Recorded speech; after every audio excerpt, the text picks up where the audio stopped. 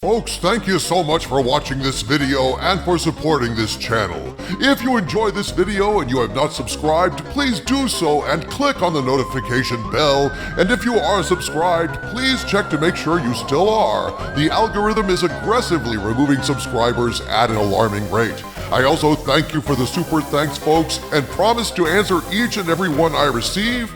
Help us keep fighting to save pop culture because the forces of wokeness are stacked against us. Thanks for watching, and now, on to the video.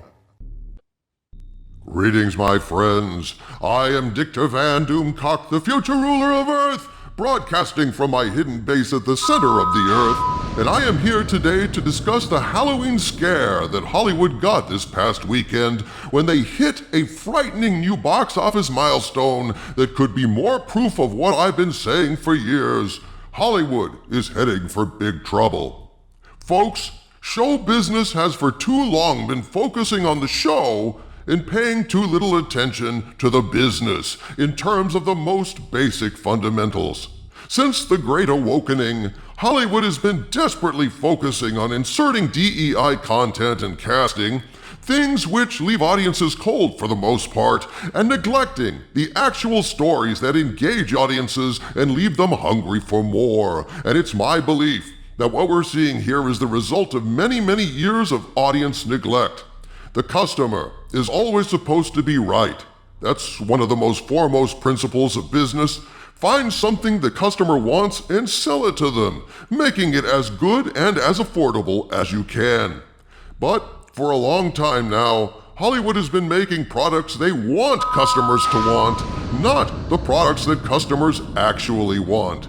In fact, when they do make something that audiences want, like a new Alien or a new Predator, a new superhero movie, say, they generally do a lousy to mediocre job of it. And what happens?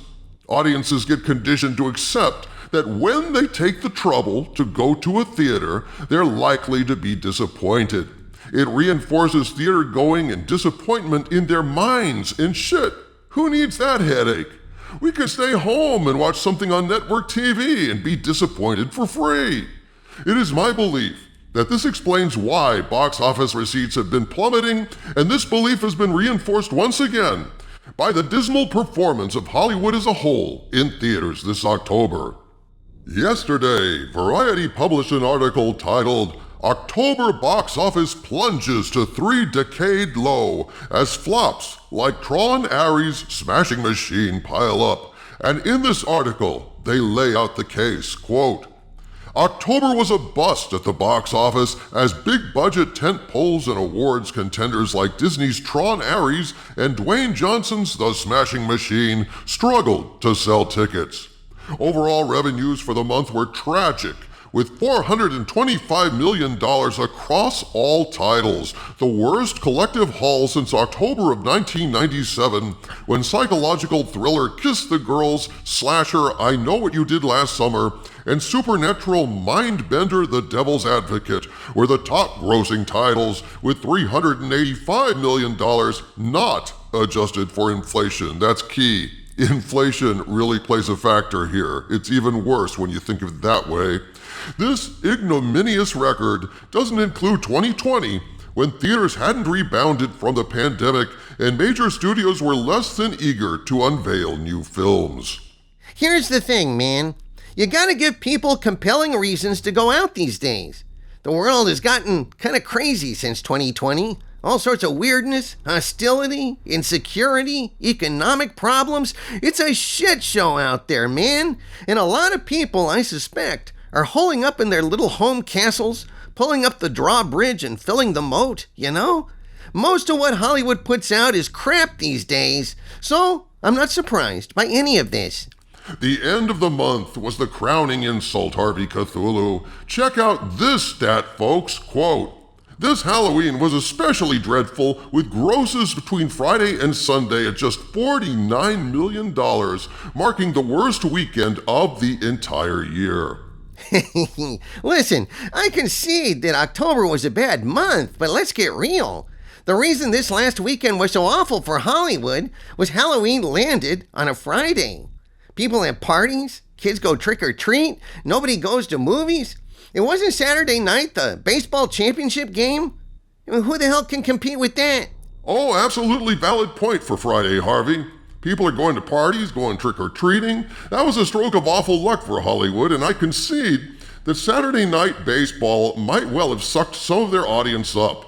But the fact remains it was kind of a perfect storm because the offerings in theaters just weren't that great. Quote, sci-fi sequel Tron Ares, $126 million globally against a $180 million budget, and A24 Smashing Machine, $19 million against a $50 million budget, were particularly expensive for their respective studios to produce and resulted in tens of millions of dollars in theatrical losses. The major releases this month failed to deliver. Simple as that, says box office analyst Jeff Bach of Exhibitor Relations.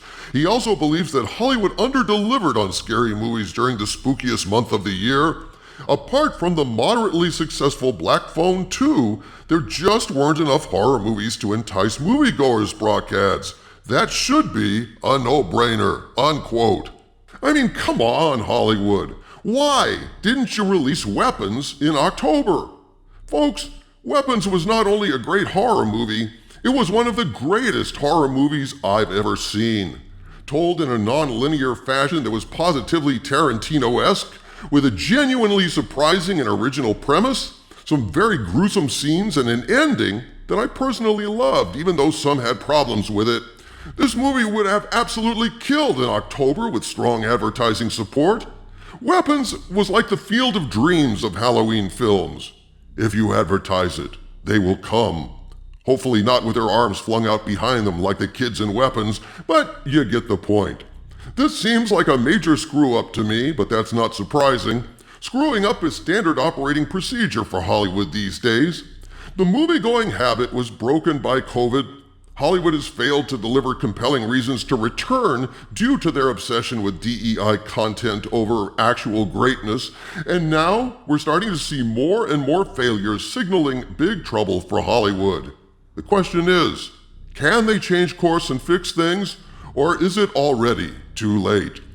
From the center of the earth, this is Dictor Van Doomcock bidding you all, my friends, stay angry.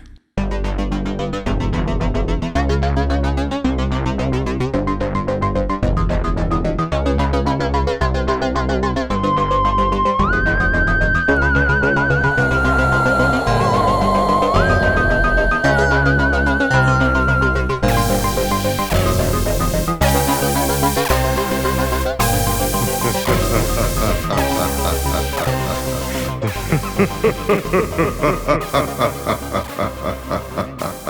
ha ha.